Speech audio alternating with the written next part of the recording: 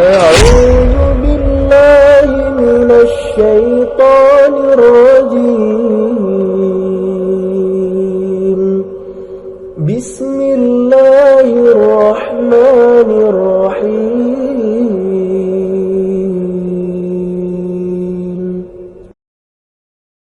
وحده لا شريك له وأشهد أن محمدا عبده ورسوله أما بعد Allahumma shalli wa sallim wa barik ala Muhammad wa ala alihi wa sahbihi ajma'in. Alhamdulillah pada subuh ini kita masih diberikan kesehatan dan kesempatan, kenikmatan, nikmat yang paling utama nikmat sehat dan nikmat diberikan anugerah iman kepada kita semua. Mudah-mudahan setiap langkah kaki dicatat sebagai amalan soleh mutaqabbal. Ibu bapak, ibu dan santri-santri yang dirahmati Allah, pada kesempatan pagi ini kita tidak akan membahas secara khusus tentang tauhid. Tauhid yang dijelaskan secara khusus sudah dianggap tamat sebagai prakata. Sekarang kita akan membahas sebuah kitab yang berjudul Mukhtasar Minhajul Qasidin. Mukhtasar Minhajul Qasidin.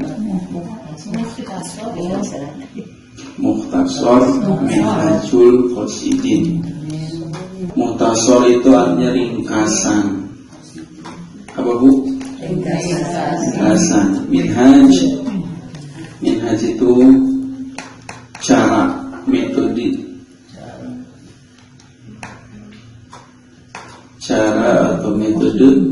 Cara atau metode hidup al-qasidin, orang-orang yang memiliki tujuan.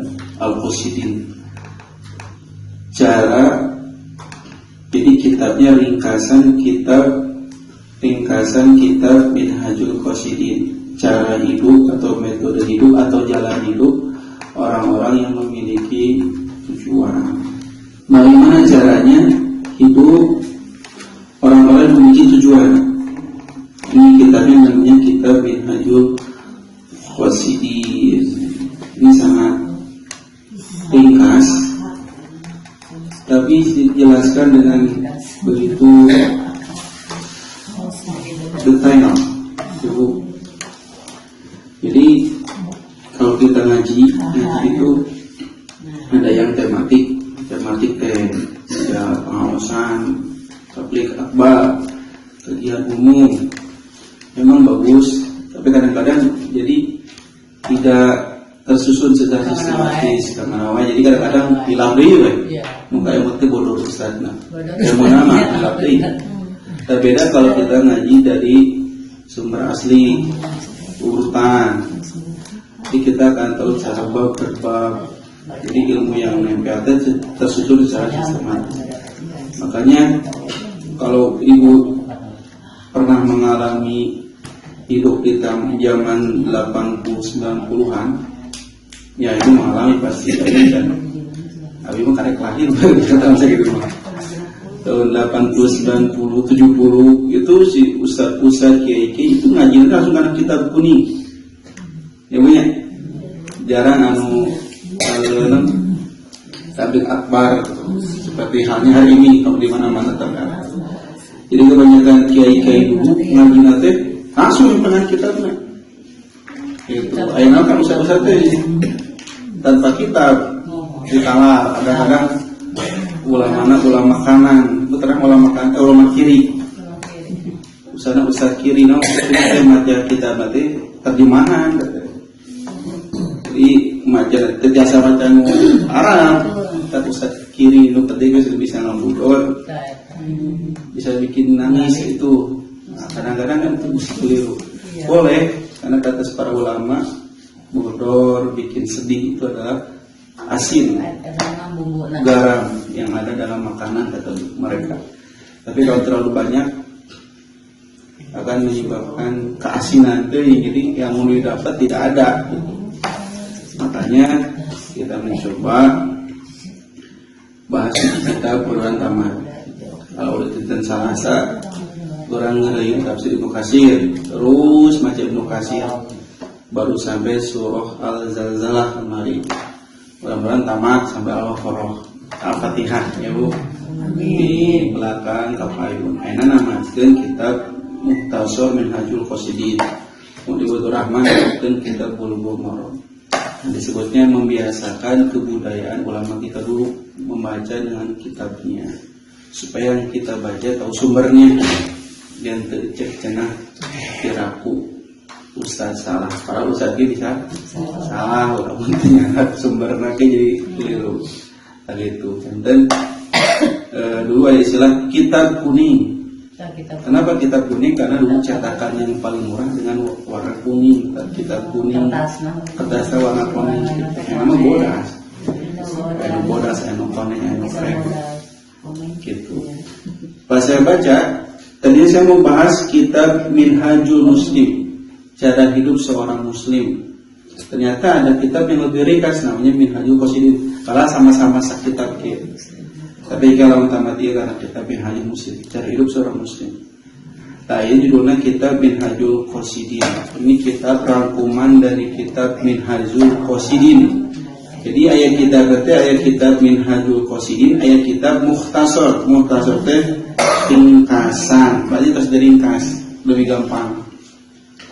Kitab Minhajul Qasidin itu ringkasan dari kitab Imam Al-Ghazali Ihya Ulumuddin. Jadi Imam Ghazali pernah nulis kitab Ihya Ulumuddin, menghidupkan agama. Nah, Ihya Ulumuddin diringkas di Ibnu Jauzi bikin kitab namanya Minhajul Qasidin. Minhajul Qasidin diringkas di Al-Imam Ahmad Abdurrahman Al-Ibnu Qudamah Al-Maqdisi. Jadi itu rangkuman tina dua kitab. Gitu. Lamun ibu baca kitab aslina ya ulumuddin berjilid-jilid. Kalau baca kitab Minhajul Qasidin beberapa jilid, tapi dirangkum, memudahkan untuk kita untuk memahami Minhajul Qasidin, cara hidup orang yang memiliki tujuan. Tadi ini dijelaskan, Bu, saya unik membaca ina, baca muqaddimah, baca terharu baca muqaddimah dari penulis kitab ini. Jadi semua penulis kitab kita intinya ingin memudahkan kepada kita dan sambil berharap mendapatkan ridho Allah, ampunan, rahmat. Jadi benar-benar ulama dulu mah nulis buku teh benar-benar ikhlas ya. Dan mengharapkan apapun ini. Nulis, Bukhari nulis, Muhajar nulis berjilid-jilid itu benar-benar mencurahkan harapan kepada Allah. Sampai-sampai kata Imam Al-Laisi, siapa yang menuntut ilmu, siapa yang menuntut ilmu hadis pasti dia akan sengsara. Gitu. Siapa yang mengaji, kata Imam Al-Laisi, pasti dia akan sengsara. Kenapa? Karena harus mengeluarkan uang yang banyak, berarti terdapatkan pemasukan ke dia nanti. Ada seorang ulama untuk ngaji karena jauh, dia harus ngejual kenteng, naik ke kampung rumah dijual kentengnya. Siapa yang mau beli kenteng saya mau pergi untuk ilmu. Semacam eta hebat. Jadi para ulama harus ngejual kenteng. Ada Imam Yahya dari Spanyol ke Madinah, bayangkan dulu Andalusia, untuk belajar satu hadis. Dan ketika dari Spanyol ke Madinah itu mengeluarkan uangnya banyak sekali. Makanya beberapa ulama mengatakan siapa yang belajar ilmu, siapa belajar hadis, pasti dia akan bangkrut. Kenapa? Harus punya kitab, harus punya ongkos. Memang kata Imam Syafi'i salah satu dari rangkaian itu harus nyiapin uang. Ibu, sampai seperti teman saya, gara-gara nggak punya uang, si kitab-kitabnya dijualan. Kitabnya dijual. So, kalau ustadz kitabnya dijual di macana, masa baca Google, kemang Google salah, gitu. Jadi itu sangat luar biasa.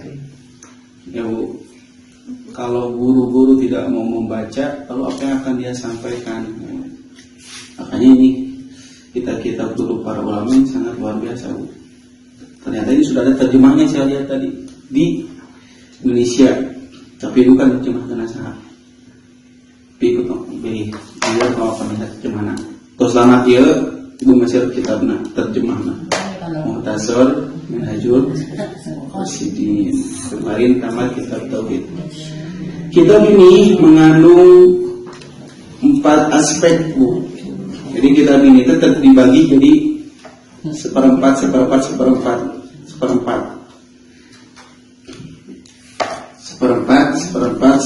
Jadi 4 bagian. Disebut nanti non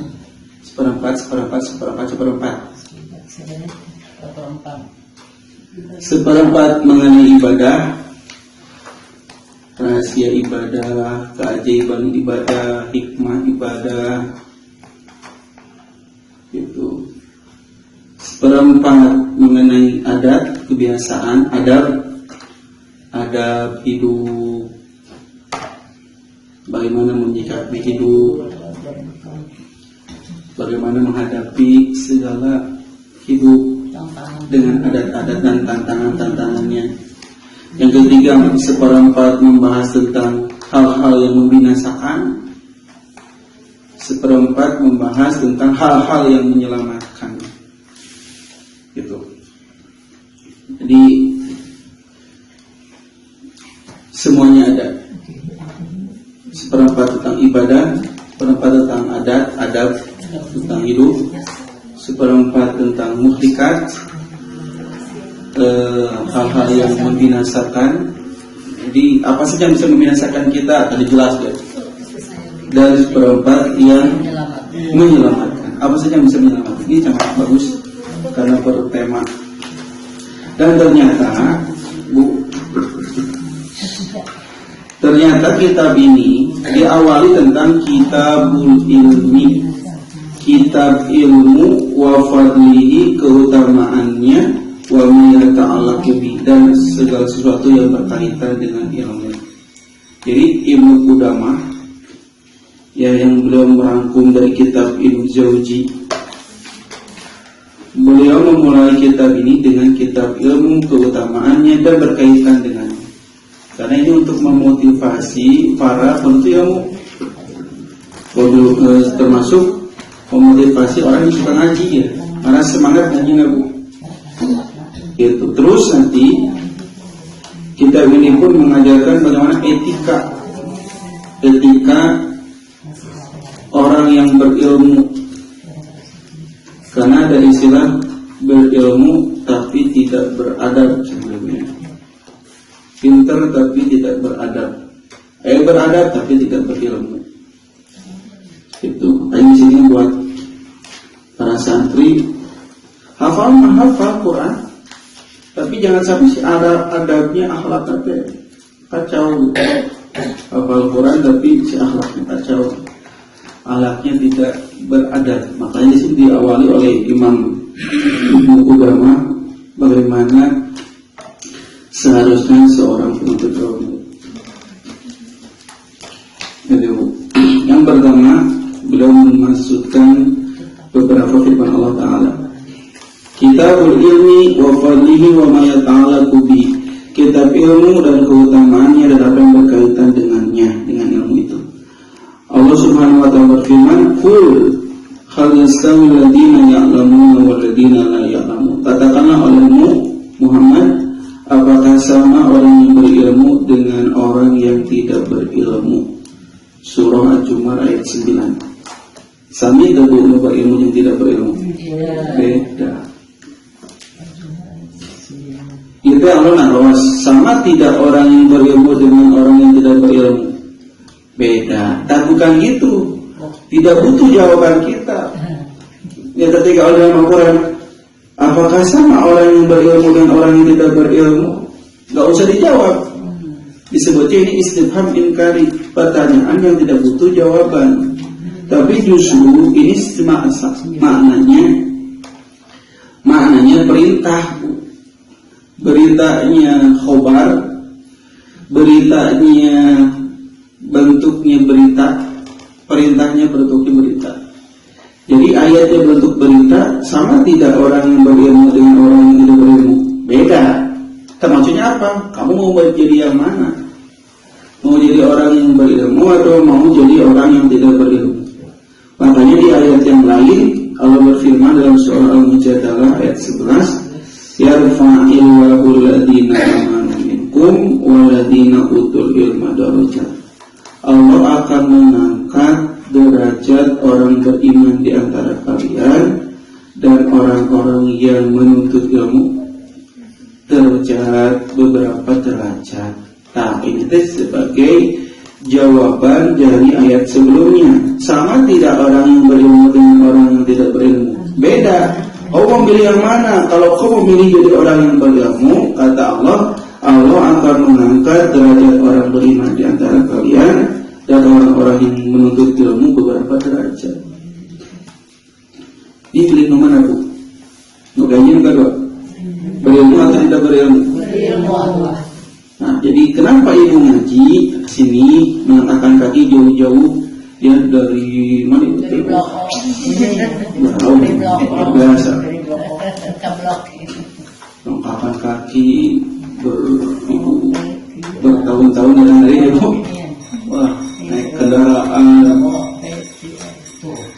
Niatnya kenapa datang ke sini? Niatnya bukan karena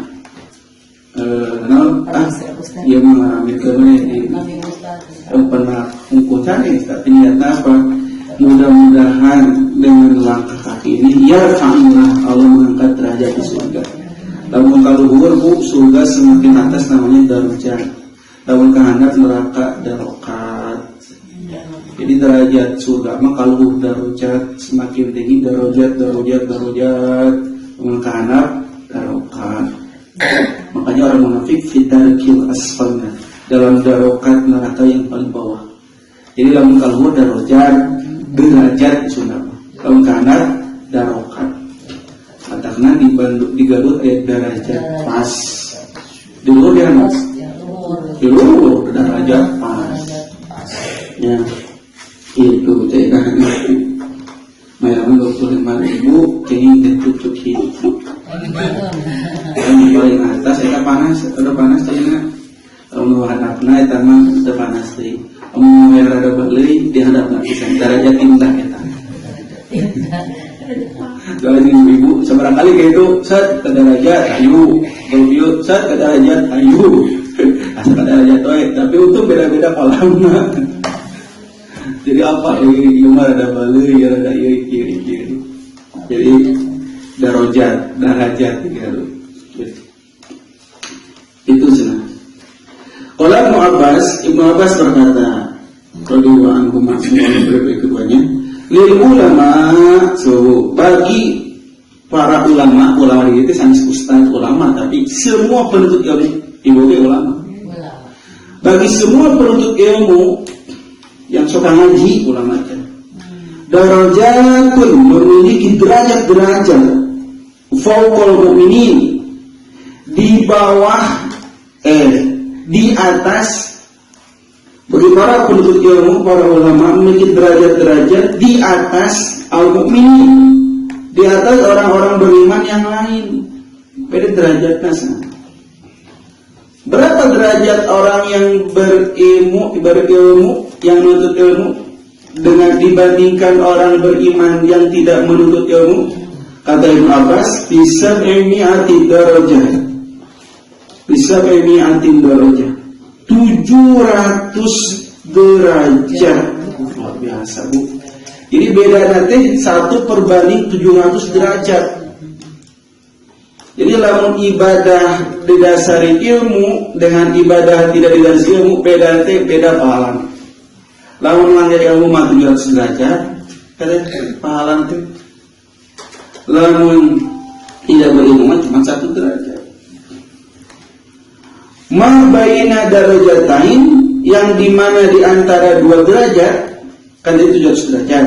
Terus di antara 2 derajat dari setiap derajat itu masirata khamsami'ah am, sejauh jarak 500 tahun. Jadi kerma derajatnya tinggi, jarak nanti sejarak 500 tahun jauh nanti. Maksudnya jauh kedudukan di sisi Allah. Jauh bisa.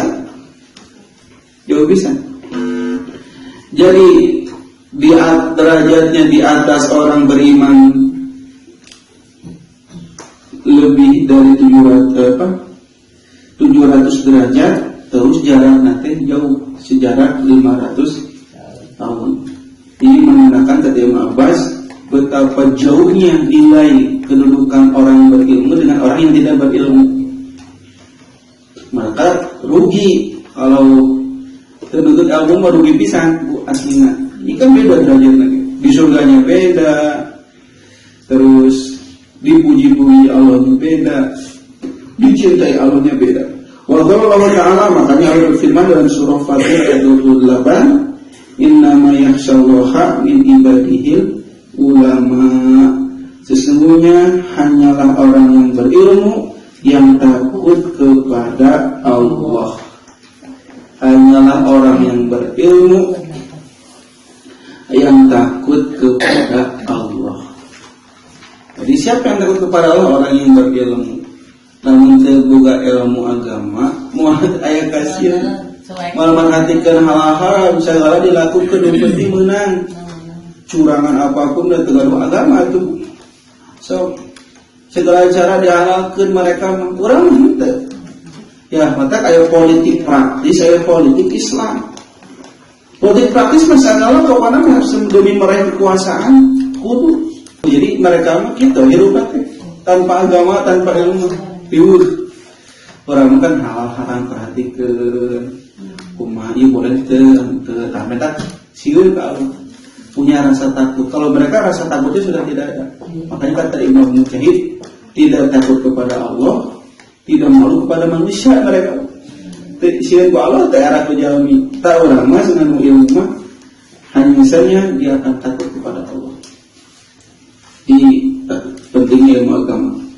Hadis ini disebutkan oleh Rasulullah dari hadis Muawiyah bin Abi Sufyan.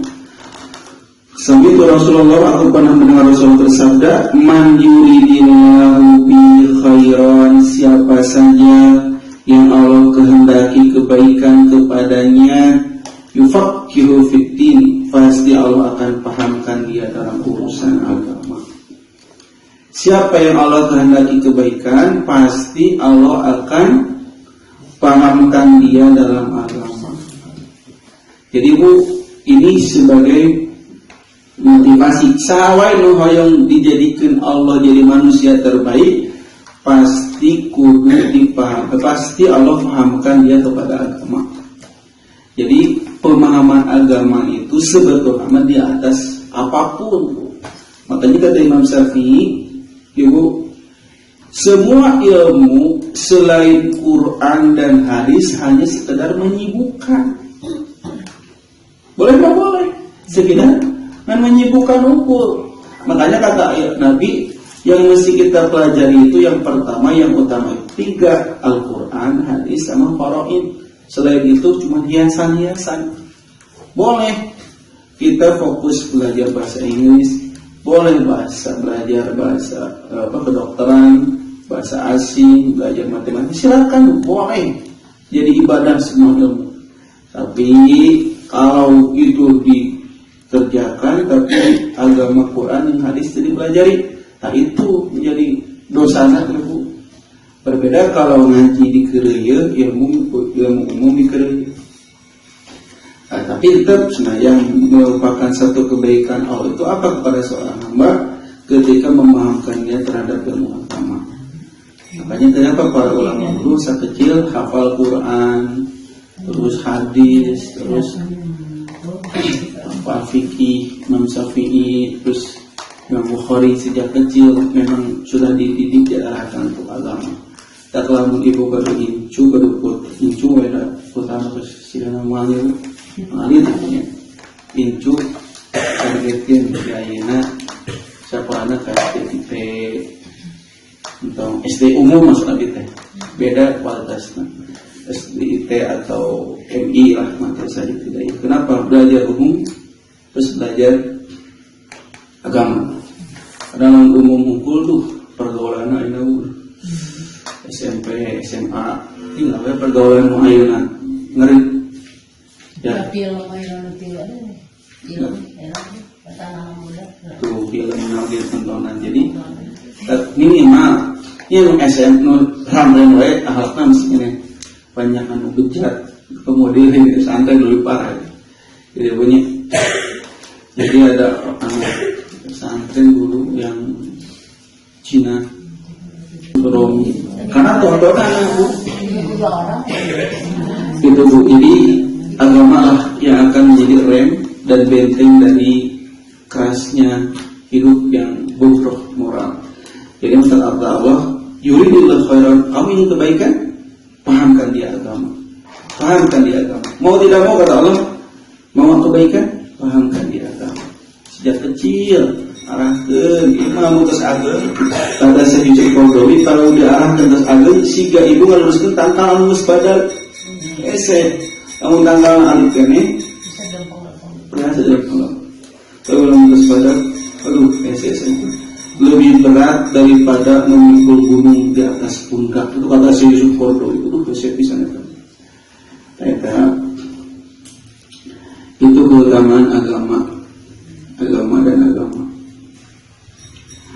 Wa Nabi Umamah dari Abu Umamah radhiyallahu anhu dia berkata, "Dzakara Rasulullah SAW rajulan." Disebutkan kepada Rasulullah tentang dua orang. Yang pertama abid, ahli ibadah. Yang kedua alim, ahli ilmu. Faqala Rasulullah SAW. Jadi kata sahabat, lebih utama mana ahli ibadah dan ahli ilmu? Kata Nabi, fadlul alim alal abid. Keutamaan orang berilmu daripada ahli ibadah, kafadli seperti keutamaanku ala adakum atas orang yang paling rendah dari kalian. Jadi harusnya perumpamaan orang yang berilmu dengan orang yang hanya rajin ibadah itu lebih seperti perumpamaan Nabi dengan orang yang paling rendah di muka bumi. Ilmu sudah mencapai derajat kenabian. Kalau tidak berilmu, seperti orang yang paling rendah di muka bumi. Sumakala dengan Allah, kemudian Rasulullah bersabda, Inna Allah wa malaikatahu alas samawati wal ard hatta namla fi dunia hatta al-hur. Sesungguhnya Allah dan malaikat dan ahli langit dan bumi sampai semut yang ada dalam lubang semut, wa hatta al-hur sampai ikan yang ada di laut, ikan paus, ikan hiu. La yusalluna, benar-benar akan memberikan sholawat ala muallimin nas al-khair, kepada orang yang mengajarkan manusia kebaikan. Di hadis seperti itu. Kan Nabi menyebutkan keutamaan orang yang berilmu daripada orang yang ahli ibadah hukum tapi tidak berilmu. Seperti keutamaan Nabi dengan orang yang paling rendah. Terus kata Nabi, sesungguhnya malaikat, sesungguhnya Allah, malaikat, ahli langit dan ahli bumi, penduduk bumi, sampai semut dalam lubang semut dalam sarangnya, sampai ikan-ikan di laut akan memberikan sholawat kepada orang yang mengajarkan manusia kebaikan. Di besarnya pahala ngajak, besarnya pahala ngajar yang ngajak.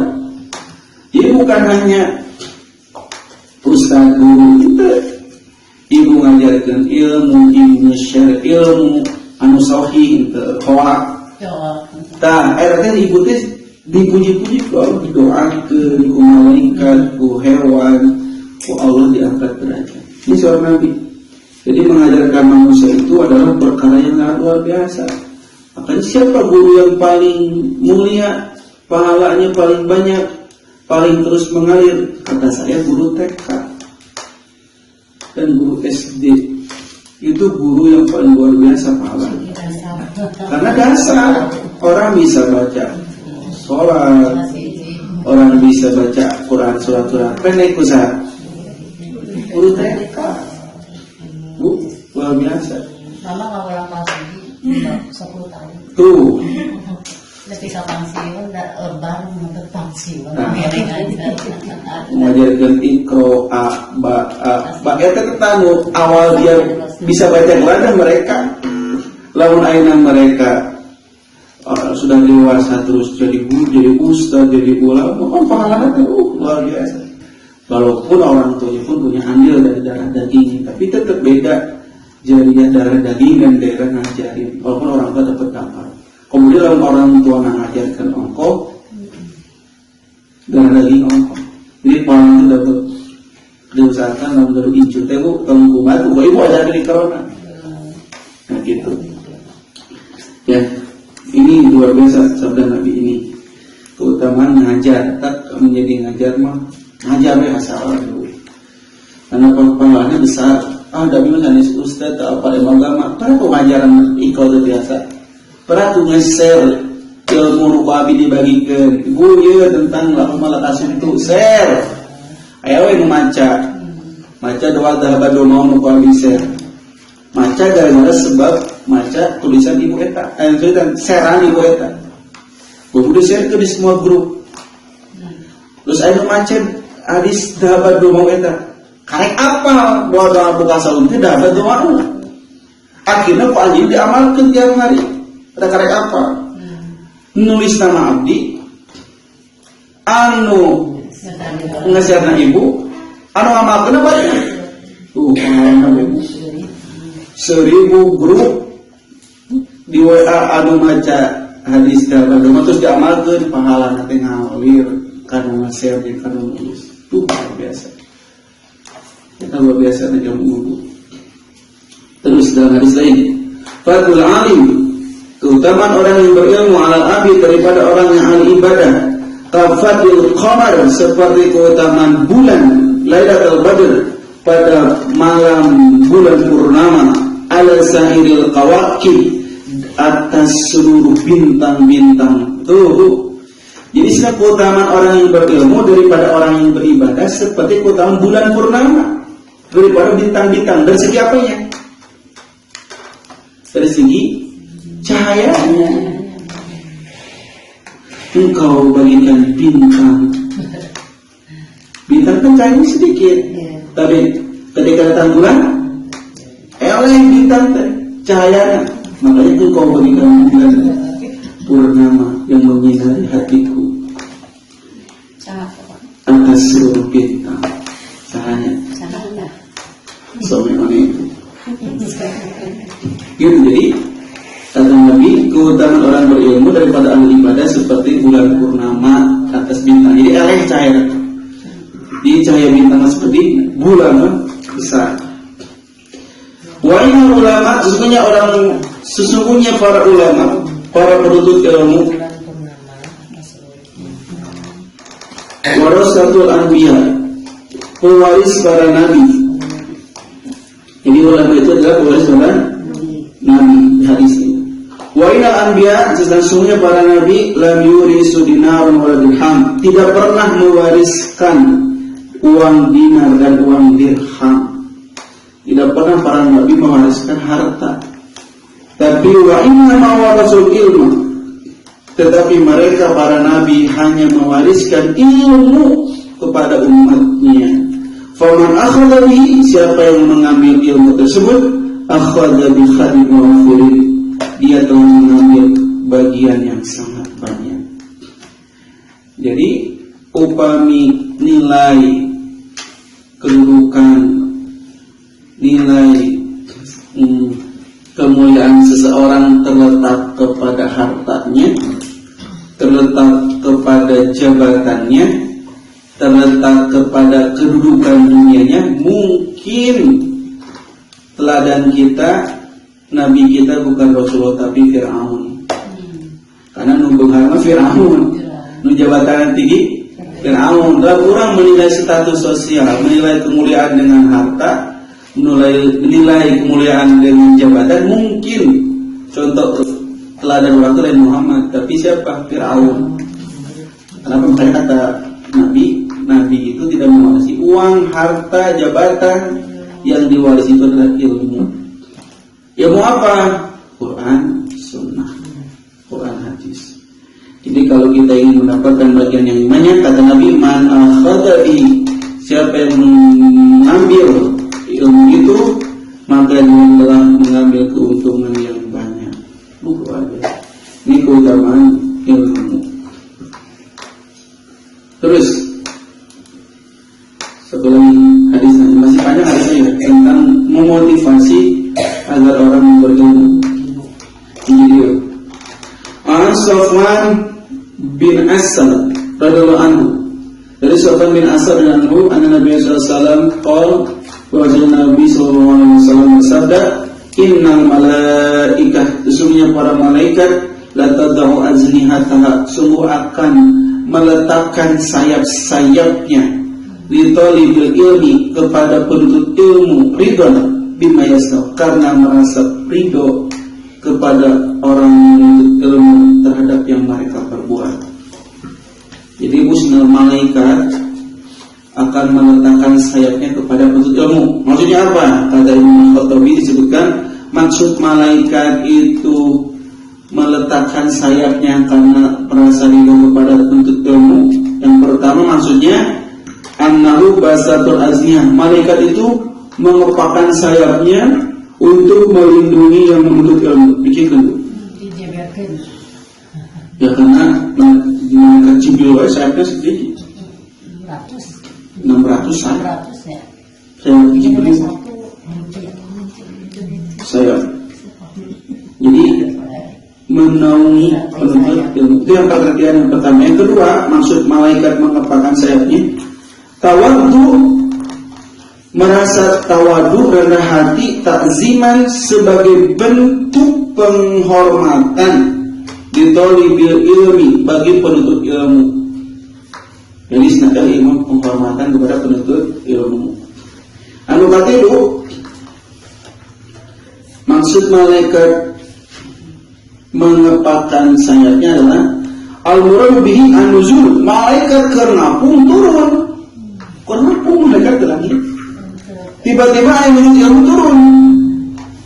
Indah majlis ilmi, di tengah-tengah majlis ilmu, watarku tayran, dan dia meninggalkan terbangnya sementara. Jadi kenapa ilmu taruh kan malaikat? Nah, karena ingin gabung dengan penghuni taman surga. Sampai-sampai nawan ketika malaikat hadir di dalam malaikat, kenapa turun ke hadap? Malaikat hadir tengah-tengah kita di samping ibu. Cuman doa yang mereka sampaikan, Allahumma warhamhu, mendoakan kita. Yang kedua, mengaminkan setiap keinginan-keinginan kita. Itu sudah maksud malaikat turun. Jadi ayatnya mengenai malaikat. Itu kita boleh nih keutamaan ilmu melalui beberapa hadis itu. Ini masih banyak hadisnya. Jadi kenapa disebutkan hadis-hadis? Ini ada hadis, jadi udah ada ayatnya tentang ilmu, terus ada hadis, terus nanti ada perkataan ulama dan lain-lain. Jadi kitab ini dimulai dengan kitab ilmi, kitab ilmu dan keutamaan yang berkaitan dengan ilmu. Kitab Mukhtasar Minhajul Qasidin. Ini untuk memberikan semangat kepada kita agar istiqomah dan lebih giat lagi untuk menuntut ilmu. Mungkin untuk hari ini cukup demikian. Sekian dulu. Selalu kita lanjutkan di episode yang akan datang. Bagian teman-teman, mohon kita amalkan Quran surah 58 ayat 11-nya. Ya ayyuhalladzina amanu idza qila lakum tafassahu fil majalis fafsahu yafsahullahu lakum. Hei orang-orang beriman, jika diinfokan pada kita, ayo kita share, luaskan supaya orang lain mendapatkan kenyamanan yang sama, maka cepat respon. Orang yang bisa meluaskan bagi orang lain, Allah akan luaskan titian kehidupan apapun yang amalkan dalam kehidupannya.